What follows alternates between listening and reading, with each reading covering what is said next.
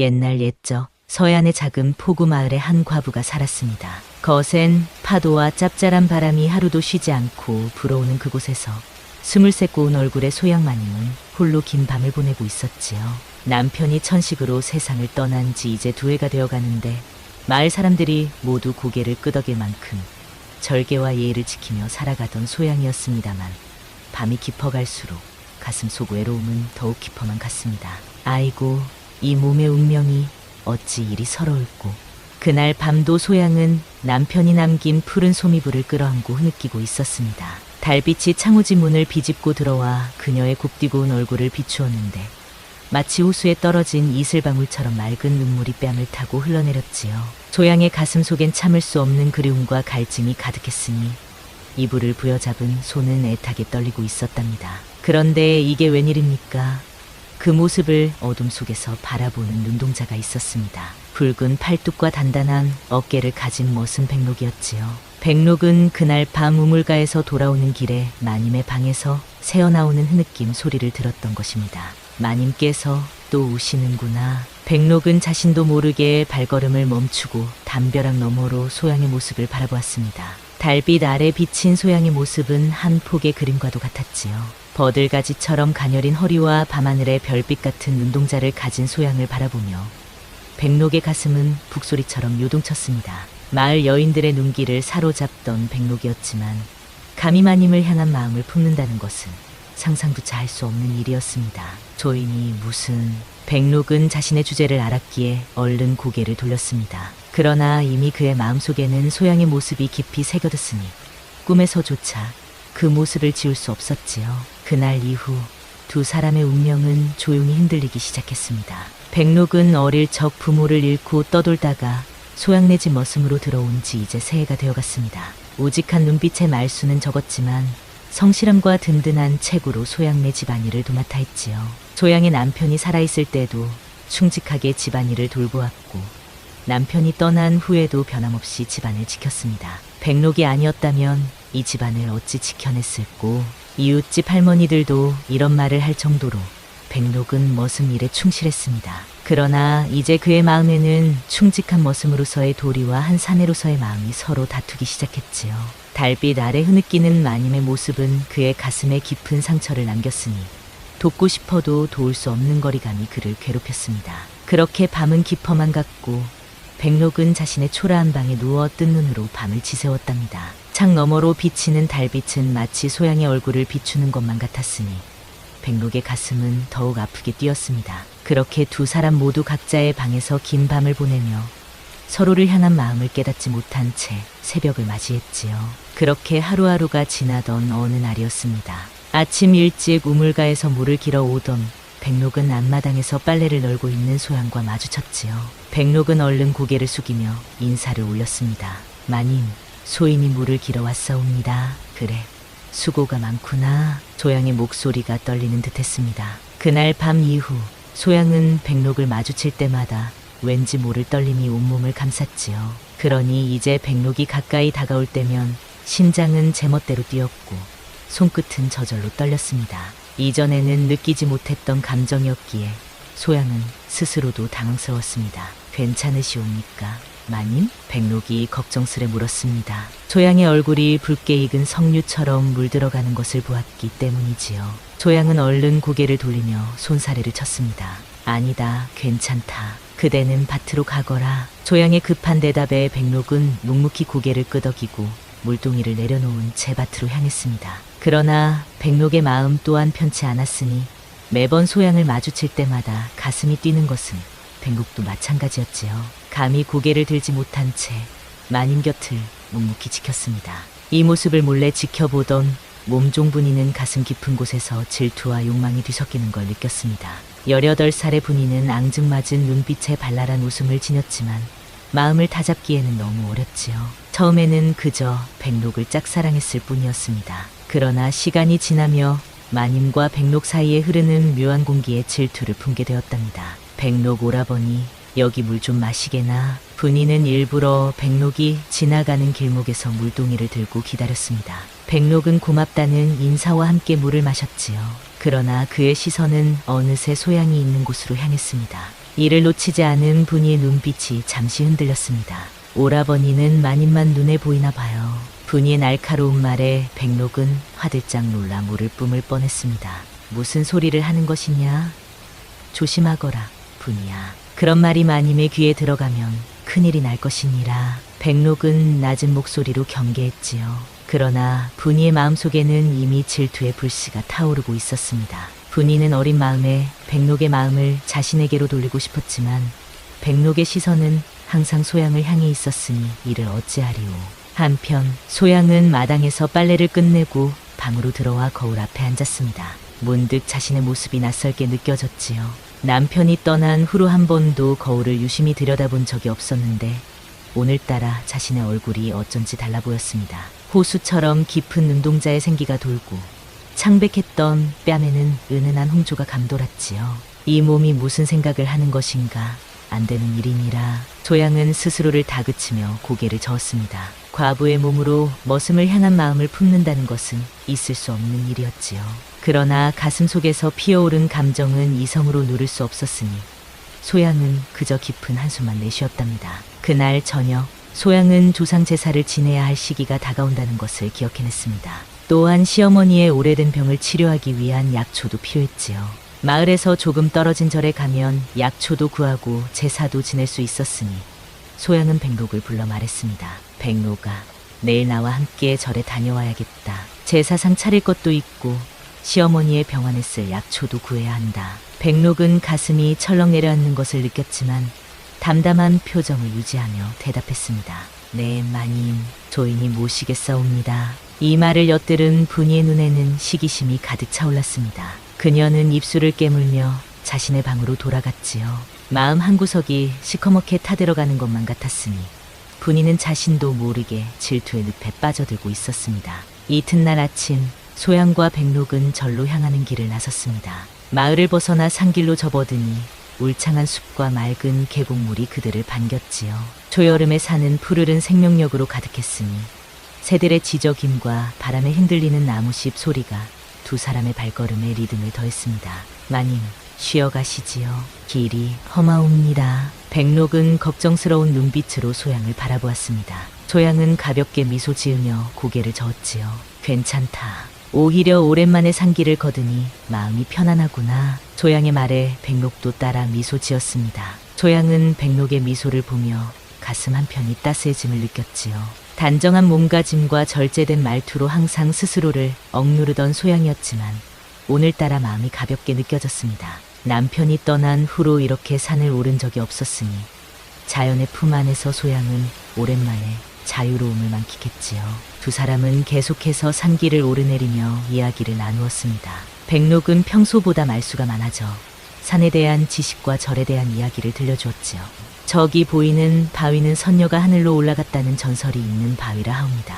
어릴 적 들은 이야기인데 달이 가득 찬 밤에 저 바위에 앉아 있으면 소원이 이루어진다 하였지요. 그래, 그런 아름다운 이야기가 있었구나. 소양은 백록의 이야기에 귀 기울이며 미소 지었습니다. 이런 평화로운 시간이 계속되기를 바라는 마음이 들었지요. 그러나 갑자기 하늘에서 검은 구름이 몰려오기 시작했습니다. 금방이라도 비가 쏟아질 것만 같았지요. 마님, 비가 올 것 같습니다. 서둘러야 하겠습니다. 백록의 말에 소양도 고개를 끄덕였습니다. 두 사람은 발걸음을 재촉했지요. 그러다 작은 개울가에 이르렀을 때였습니다. 징검다리를 건너던 소양의 발이 미끄러지고 말았습니다. 아이고. 소양이 비명을 지르는 순간 백록은 주저없이 소양을 향해 달려들었습니다. 순식간에 일어난 일이었지요. 백록의 강인한 팔이 소양의 가녀린 허리를 감싸 안았습니다. 두 사람의 숨결이 맞닿을 만큼 가까운 거리였지요. 마님, 괜찮으십니까? 백록의 목소리가 떨렸습니다. 소양의 치맛자락은 이미 개울물에 젖어 있었고 소양의 몸은 가볍게 떨리고 있었지요. 그러나 그것이 놀람 때문인지 아니면 백록의 품에 안겼기 때문인지는 소양 자신도 알 수 없었습니다. 그래, 괜찮다. 소양의 목소리 또한 떨렸습니다. 백록의 단단한 가슴에 기대어 있는 그 순간 소양은 이상한 안정감을 느꼈지요. 남편이 살아있을 때도 느끼지 못했던 감정이었습니다. 백록의 심장 또한 미친 듯이 뛰고 있었으니 그 소리가 소양의 귀에까지 들리는 것만 같았습니다. 조인이 실례했습니다. 용서해 주십시오. 백록은 얼른 소양을 놓고 한 걸음 물러섰습니다. 그러나 이미 두 사람의 마음은 개울물보다 더 거세게 흐르고 있었지요. 그 순간 두 사람은 이미 서로에게 빠져버렸다는 것을 깨닫지 못한 채 각자의 마음을 추스르며 다시 걸음을 옮겼습니다. 개울을 건너 조금 더 가니 절이 보였습니다. 산 중턱에 자리 잡은 조그만 절이었지요. 비는 아직 내리지 않았지만 하늘은 점점 더 어두워지고 있었습니다. 두 사람은 서둘러 절에 도착했지요. 아이고, 이런 날씨에 오셨습니까? 절의 주지스님이 두 사람을 반갑게 맞이했습니다. 소양은 제사와 약초에 대해 말씀드렸지요. 스님은 친절하게 소양의 말을 들으시고 필요한 것들을 준비해 주셨습니다. 그리고 덧붙여 말씀하셨지요. 오늘 밤은 여기서 묵어 가십시오. 비가 곧 쏟아질 테니 산길을 내려가기 위험할 것입니다. 소양과 백록은 서로를 바라보았습니다. 밤이 되어 폭우가 쏟아진다면 정말 위험할 터 소양은 스님의 제안을 받아들이기로 했지요. 그런데 이게 웬일입니까? 스님의 다음 말씀이 두 사람의 가슴을 더욱 떨리게 했습니다. 그런데 방이 하나밖에 남지 않았사옵니다. 인근 마을에 화재가 있어 피난민들이 많이 오셨거든요. 스님의 말씀에 소양과 백록은 당혹감을 감출 수 없었습니다. 머슴과 마님이 한 방에서 밤을 보낸다는 것은 상상조차 할 수 없는 일이었지요. 백록은 얼른 대답했습니다. 저희는 처마 밑에서 밤을 새우겠습니다. 마님께서 방을 쓰시지요. 그러나 소양은 잠시 생각에 잠기더니 조용히 웃으며 말했습니다. 백록아, 이 방을 함께 쓰자꾸나. 밤새 비가 온다면 처마 밑은 너무 추울 것이다. 백록은 놀라움에 말문이 막혔습니다. 마님의 뜻을 거스를 수 없었지만 한편으로는 자신의 심장이 터져버릴 것만 같았지요. 소양 또한 자신이 한 말에 스스로 놀라고 있었습니다. 그러나 이미 내뱉은 말, 소양은 담담한 표정을 유지한 채 방으로 향했습니다. 방은 비좁지만 깨끗했습니다. 창밖으로는 비가 내리기 시작했고 바람이 휘몰아치는 소리가 들렸지요. 스님께서 가져다 주신 저녁 공양을 마친 후 두 사람은 어색한 침묵 속에 앉아 있었습니다. 소양은 방 한쪽 구석에, 백록은 문 앞쪽에 자리를 잡았지요. 그때 소양이 입을 열었습니다. 백록아, 내가 이 집에 온 지도 벌써 새해가 되었구나. 네, 마님, 그렇사옵니다. 백록은 고개를 숙인 채 대답했습니다. 소양은 계속해서 말을 이어갔지요. 그동안 많은 도움을 받았다. 내가 아니었으면 이 집안을 어찌 지켜냈을까 싶구나. 과찬이십니다, 마님. 저희는 그저 주어진 일을 할 뿐이옵니다. 방 안에는 작은 등불 하나만이 두 사람의 그림자를 드리우고 있었습니다. 창밖으로는 빗소리가 더욱 거세게 들려왔지요. 소양은 문득 백록의 이야기가 궁금해졌습니다. 백록아, 너의 부모님은 어떻게 되셨느냐? 백록은 잠시 침묵했다가 낮은 목소리로 대답했습니다.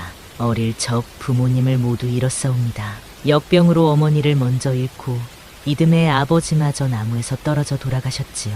그 후로는 이곳저곳 떠돌며 머슴살이를 했습니다. 소양의 눈에 슬픔이 깃들었습니다. 그동안 백록에게 그런 슬픈 과거가 있었다니 소양은 미처 알지 못했습니다. 백록의 우직한 모습 뒤에 숨겨진 아픔을 이제야 알게 된 것이지요. 그랬구나. 참으로 가슴 아픈 일이었겠구나. 소양의 진심 어린 위로에 백록의 마음이 조금씩 열렸습니다. 그는 평소에는 말하지 않던 자신의 이야기를 조금씩 들려주기 시작했지요. 어린 시절의 추억, 부모님의 모습, 떠돌이 생활의 어려움까지. 소양은 그의 이야기에 귀 기울이며 깊은 공감을 느꼈습니다. 이야기를 나누는 동안 두 사람 사이의 거리는 점점 좁아져 갔습니다. 마음의 거리가 가까워지니 자연스레 몸의 거리도 가까워졌지요. 어느새 두 사람은 나란히 앉아 창밖을 바라보고 있었습니다. 마님, 백록이 조심스레 입을 열었습니다. 그날 밤 소인이 나님의 방을 지나다가 마님께서 오시는 모습을 보았사옵니다. 진심으로 송구하옵니다. 소양은 놀라움에 백록을 바라보았습니다. 그날 밤의 기억이 떠올라 얼굴이 붉어졌지요. 그랬구나.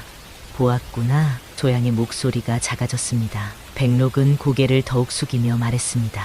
소인의 주제넘은 행동을 용서해 주십시오. 다만 마님의 슬픔이 너무 가슴 아파 어찌할 바를 몰랐사옵니다. 소양의 눈에 맺힌 이슬이 빛났습니다. 그녀는 부드럽게 미소 지으며 말했지요. 괜찮다, 백록아. 내 심중을 알아주니 오히려 고맙구나. 밤은 깊어갔고 빗소리는 더욱 거세졌습니다. 잠자리에 들 시간이 되었지요. 스님께서는 이불 하나만 주셨으니 소양과 백록은 난처한 상황에 처했습니다. 조이는 그냥 이대로 앉아서 밤을 새우겠사옵니다. 백록이 말했지만 소양은 고개를 저었습니다.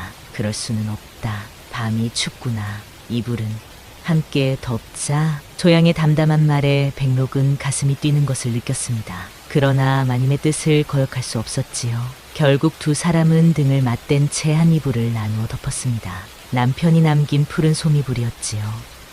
백록아, 네, 마님, 묻고 싶은 것이 있구나. 그대는 마음에 품은 여인이 있느냐? 갑작스러운 질문에 백록은 말문이 막혔습니다. 그의 심장은 더욱 빠르게 뛰었지요. 조이는 감히 그런 마음을 품을 수 없사옵니다. 아니다, 솔직히 말해보거라. 잠시 침묵이 흘렀습니다. 백록은 용기를 내어 조용히 대답했지요. 있사옵니다. 하지만 감히 다가갈 수 없는 분이시옵니다. 조양의 마음이 떨렸습니다. 그녀는 더 이상 묻지 않았지만 백록의 말이 자신을 향한 것임을 직감했지요. 두 사람은 서로의 온기를 느끼며 각자의 마음속에 피어오르는 감정을 감추려 했었습니다. 그렇게 밤은 깊어갔고 두 사람은 숨죽인 채 잠 못 이루는 긴 밤을 보냈습니다. 이튿날 맑게 갠 하늘 아래 소양과 백록은 저를 떠나 마을로 돌아왔습니다. 두 사람 사이에는 어젯밤의 일로 인해 미묘한 변화가 일어났지요. 서로를 바라보는 눈빛에는 이전과는 다른 감정이 담겨 있었습니다. 비록 말로 표현하지는 않았지만 두 사람의 마음은 이미 서로를 향해 활짝 열려 있었지요. 집에 도착하자 분이가 대문 앞에서 초조한 듯 기다리고 있었습니다. 마님, 어디 계셨습니까? 걱정이 태산 같았사옵니다. 분이의 목소리에는 진심 어린 걱정이 묻어 있었지만 그녀의 눈빛은 소양과 백록을 번갈아 살피고 있었지요. 소양은 평소와 다름없이 대답했습니다. 비가 너무 많이 와서 절에서 하룻밤 묵고 왔단다. 걱정 마렴. 그러나 분이는 소양의 표정에서 무언가 달라진 점을 느꼈습니다.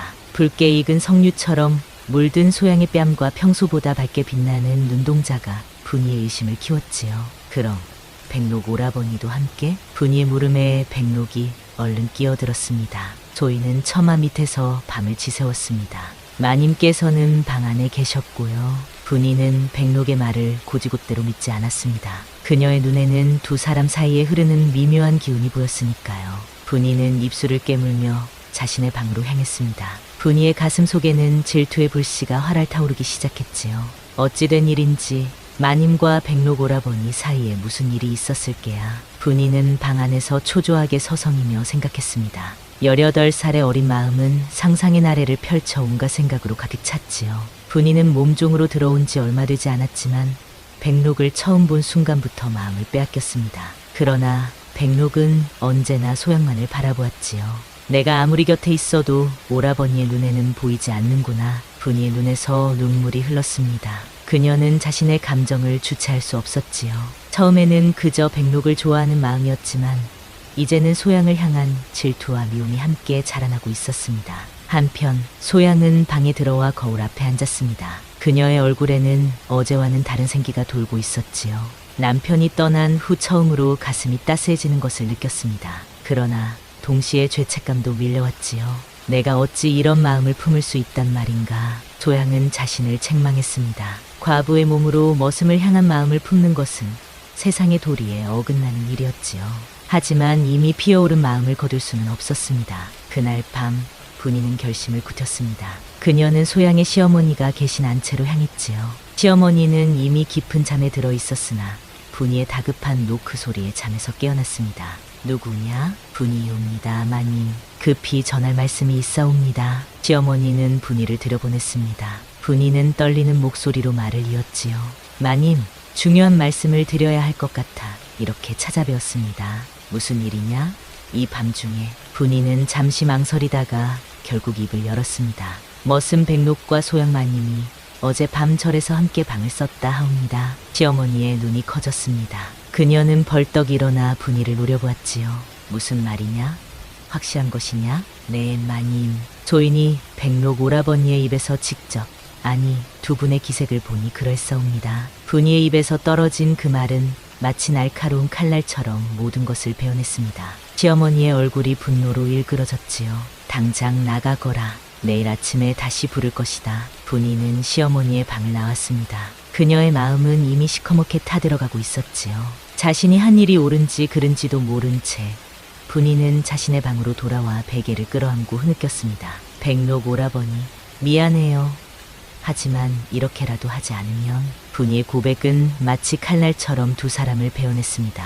그녀도 모르는 사이에 돌이킬 수 없는 일을 저지르고 만 것이지요. 분이의 질투는 폭발하여 끝내 배신으로 이어졌으니 그 결과는 그 누구도 예상치 못한 파국으로 치닫게 되었습니다. 다음 날 아침 시어머니는 안채에서 소양을 불렀습니다. 시어머니의 목소리는 평소보다 차갑고 날카로웠지요. 며느리, 이리 오너라. 소양은 시어머니의 부름에 서둘러 안채로 향했습니다.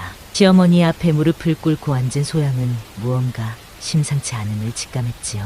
어머님, 부르셨습니까? 시어머니는 소양을 날카로운 눈빛으로 바라보았습니다. 그리고는 갑작스레 그녀의 뺨을 내리쳤지요.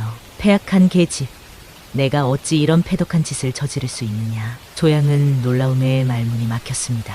그녀는 시어머니가 무슨 말씀을 하시는지 이해하지 못했지요. 어머님, 무슨 말씀이신지요? 감히 머슴과 방을 같이 썼다고? 과부의 몸으로 그런 부끄러운 짓을 저질렀단 말이냐? 시어머니의 분노에 찬 말에 소양은 얼굴이 하얗게 변했습니다. 어떻게 시어머니께서 그 일을 알게 되셨는지 소양은 당혹스러움을 감출 수 없었지요. 어머님, 그것은 오해이십니다. 방이 하나밖에 없어서. 변명하지 마라. 내 귀에 들어온 것이 확실하다. 내가 백록과 정을 통했다는 소문이 마을에 파다하다. 시어머니의 분노는 마치 폭풍우처럼 온 집안을 뒤덮었습니다. 소양은 말문이 막힌 채 고개를 숙였지요. 그때 밖에서 소란스러운 소리가 들렸습니다. 머슴 놈을 당장 불러오너라. 시어머니의 명령에 하인들이 백록을 끌고 왔습니다. 백록은 무슨 일인지 모른 채 안채로 끌려왔지요. 그의 눈은 미처 상황을 파악하지 못하고 있었습니다. 이놈, 감히 내가 우리 집 과부와 간통을 저질렀다고? 이 몹쓸 놈. 시어머니의 호통에 백록은 비로소 상황을 이해했습니다. 그의 얼굴이 창백해졌지요. 백록은 곧바로 무릎을 꿇고 엎드렸습니다. 마님, 그것은 오해요입니다. 소인과 소양 마님 사이에는 아무 일도 없었사옵니다. 그러나 시어머니는 백록의 말을 듣지 않았습니다. 그녀는 이미 분노로 눈이 멀어 있었지요. 감히 머슴과 과부가 이 집안의 체면이 어찌 되겠느냐. 시어머니의 분노는 점점 더 커져갔습니다. 이 소문은 이미 마을 사람들 사이에도 번지기 시작했지요. 소양은 절망 속에서 백록을 바라보았습니다. 백록의 눈에도 같은 절망이 깃들어 있었지요. 그때 백록이 결연한 목소리로 말했습니다. 모든 죄는 저에게 있사옵니다. 마님은 죄가 없사옵니다. 백록의 말에 소양은 놀라움에 고개를 들었습니다. 백록은 계속해서 말을 이었지요. 소인이 마님을 사모하여 음탕한 마음을 품었사옵니다. 마님은 결코 그런 마음이 없으셨습니다. 모든 책임은 저에게 있으니 소인을 벌하시고 마님께는 관용을 베풀어 주시옵소서. 백록의 희생적인 말에 소양은 가슴이 미어질 듯했습니다. 그녀는 백록을 말리려 했지만 백록은 이미 굳게 결심한 듯했지요. 내 말이 사실이냐? 시어머니가 소양에게 물었습니다. 소양은 망설였습니다. 백록의 희생을 받아들이기엔 너무 가슴 아픈 일이었지요. 어머님, 그것은. 소양이 말을 잇기도 전에 백록이 다시 말했습니다. 마님께서는 저를 보호하시려고 그러시는 것입니다. 소인의 말씀이 진실이옵니다. 시어머니는 잠시 두 사람을 번갈아 바라보았습니다. 그리고는 백록에게 명령했지요. 당장 이 집에서 나가거라. 다시는 이 마을에 발길을 들이지 말거라. 백록은 고개를 깊이 숙이며 대답했습니다. 네, 마님. 소인이 떠나겠사옵니다. 백록은 일어나 소양을 향해 마지막 인사를 올렸습니다. 그의 눈에는 말할 수 없는 깊은 감정이 담겨 있었지요. 소양 또한 눈물을 참으며 백록을 바라보았습니다. 두 사람의 마음은 이미 하나였으니 말하지 않아도 서로를 향한 마음을 알고 있었습니다. 백록이 나간 후 시어머니는 소양에게 말했습니다. 앞으로는 더욱 몸가짐을 조심하거라. 과부의 도리를 잊지 말고. 시어머니의 목소리가 미세하게 떨렸습니다. 사실 시어머니에게도 숨겨진 상처가 있었지요. 젊은 날 신분을 넘어 사랑했다가 버려야 했던 아픔이 있었던 것입니다. 그래서 소양에게 더욱 엄격했던 것이지요. 내 또한 젊었을 적에 마음에 담아두었던 이가 있었다. 시어머니의 뜻밖의 고백에 소양은 놀라움을 감추지 못했습니다. 시어머니는 계속해서 말했지요. 하지만 가문과 체면을 지키기 위해 그 마음을 접었다. 너 또한 그리해야 한다. 시어머니의 목소리에는 깊은 슬픔이 묻어 있었습니다. 소양은 비로소 시어머니의 마음을 이해했지요. 그러나 소양의 마음은 이미 백록을 향해 있었으니 더 이상 돌이킬 수 없었습니다. 밤이 되자 소양은 자신의 방에 홀로 앉아 깊은 생각에 잠겼습니다. 푸른 소미불을 끌어안은 채 그녀는 백록의 모습을 떠올렸지요. 이제 더 이상 이 집에 머무를 수 없다는 것을 깨달았습니다. 소양의 마음은 이미 결정되어 있었지요. 그날 밤 소양은 가만히 방문을 열고 마당으로 나왔습니다. 달빛이 고요하게 마당을 비추고 있었지요. 모두가 잠든 시간 소양은 작은 보따리 하나만을 들고 대문을 향해 걸어갔습니다. 그녀의 마음은 이미 정해져 있었지요. 대문 앞에 도착하자 어둠 속에서 한 사람이 모습을 드러냈습니다. 백록이었지요. 그는 소양을 기다리고 있었습니다. 마님, 백록아. 왔구나. 두 사람은 말없이 서로를 바라보았습니다. 말보다 더 깊은 교감이 그들 사이에 흘렀지요. 소양은 조용히 백록에게 다가가 그의 손을 잡았습니다. 백록아, 함께 떠나자. 백록은 소양의 손을 마주 잡으며 고개를 끄덕였습니다. 그의 눈에는 결연한 의지가 담겨 있었지요. 마님, 정말 괜찮으시겠습니까? 소인과 함께 떠나면 다시는 돌아올 수 없을 것입니다. 소양은 잠시 고개를 들어 자신이 살아온 집을 바라보았습니다. 많은 추억이 담긴 곳이었지요. 그러나 그녀의 마음은 이미 정해져 있었습니다. 괜찮다, 백록아. 이제 내 마음은 그대와 함께 있으니. 두 사람은 손을 맞잡고 대문을 나섰습니다. 달빛 아래 그들의 그림자는 하나로 이어져 길게 뻗었지요.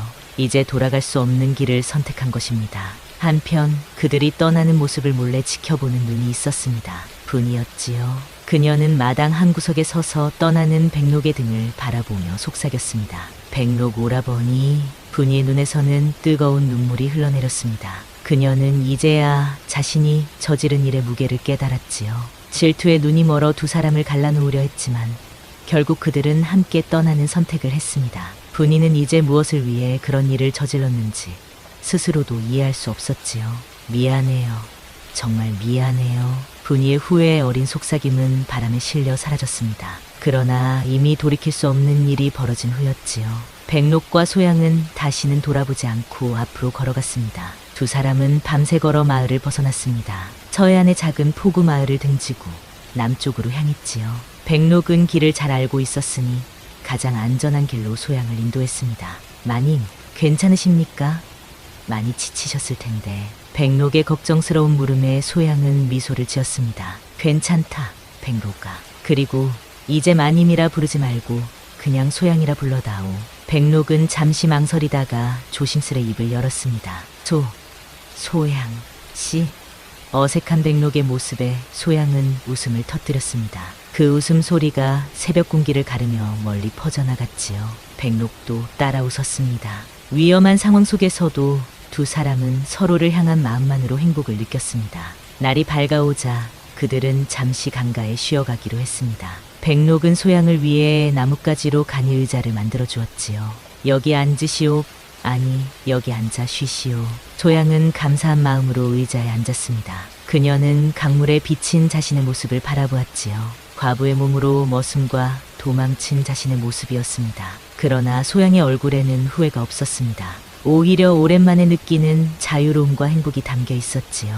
백록아, 우리는 어디로 가는 것이냐? 남쪽에 제 친구가 사는 작은 고을이 있습니다. 그곳에서 새로운 삶을 시작할 수 있을 것입니다. 백록의 말에 소양은 고개를 끄덕였습니다. 그녀는 백록의 손을 잡으며 말했지요. 어디든 그대와 함께라면 좋다. 그들은 다시 걸음을 옮겼습니다. 앞으로의 길이 험난할 것임을 알면서도 두 사람은 용기를 내어 걸음을 내딛었지요. 백록은 소양을 보호하기 위해 앞장서서 걸었고 소양은 백록을 믿고 따랐습니다. 그들이 떠난 후 마을에는 큰 소동이 일어났습니다. 소양이 사라졌다는 소식에 시어머니는 크게 놀랐지요. 마을 사람들은 소양과 백록이 함께 도망쳤다는 소문을 퍼뜨렸습니다. 어떤 이들은 그들을 비난했고 또 어떤 이들은 그들의 용기를 은근히 칭찬했지요. 분이는 그런 소문을 들으며 자책감에 시달렸습니다. 그녀는 자신의 질투가 두 사람을 떠나게 만들었다는 것을 알았지요. 그러나 이제 와서 후회해도 소용없는 일이었습니다. 분이는 그저 소양과 백록이 어디선가 행복하기를 바랄 뿐이었지요. 소양과 백록은 여러 날을 걸어 마침내 남쪽의 작은 고을에 도착했습니다. 그곳은 서해안의 포구 마을과는 전혀 다른 분위기였지요. 잔으로 둘러싸인 조용한 마을이었습니다. 백록의 친구는 그들을 반갑게 맞이해 주었고 작은 초가집을 마련해 주었습니다. 이곳에서 새로운 삶을 시작하자. 백록의 말에 소양은 미소 지으며 고개를 끄덕였습니다. 두 사람은 비록 많은 것을 뒤로하고 왔지만 서로가 있기에 두렵지 않았지요. 그렇게 그들의 새로운 삶이 시작되었습니다. 남쪽 조용한 고을에서의 생활도 어느덧 반년이 지났습니다. 백록은 땅을 얻어 농사를 짓기 시작했고 소양은 바느질 솜씨로 마을 사람들의 옷을 지어주며 생계를 꾸렸지요. 처음에는 낯선 이방인으로 경계의 대상이었지만 성실하고 정직한 두 사람의 모습에 마을 사람들은 점차 마음을 열었습니다. 초가집 작은 방 안 소양은 푸른 소미불을 꿰매고 있었습니다. 남편이 남긴 이불이었지요. 이제는 그 이불에 담긴 의미가 달라졌습니다. 더 이상 그리움과 외로움의 상징이 아니라 새로운 시작의 증표가 되었지요. 그 이불을 아직도 간직하고 계시는군요. 백록이 들어오며 말했습니다. 소양은 미소 지으며 고개를 끄덕였지요. 이 이불이 우리를 이곳까지 데려왔으니 소중히 간직해야겠지.